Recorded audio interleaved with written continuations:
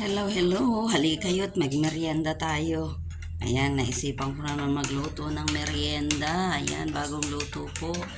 Kanton na hinaluan ko lang ng sardinas. At nagpainit ako ng tinapay. Yan po ang aming merienda ngayon.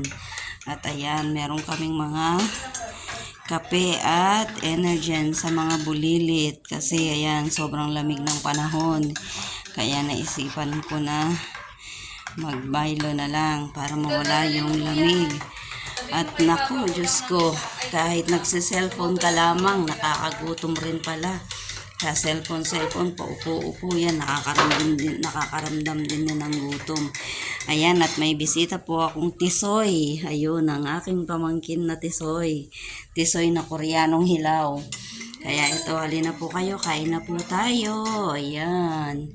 Nakaluto na po ako. Sabayan nyo na kami sa aming merienda. Bye-bye, bye-bye. Ang kalalabasan nito, hindi na kami kakain ng hapunan na naman.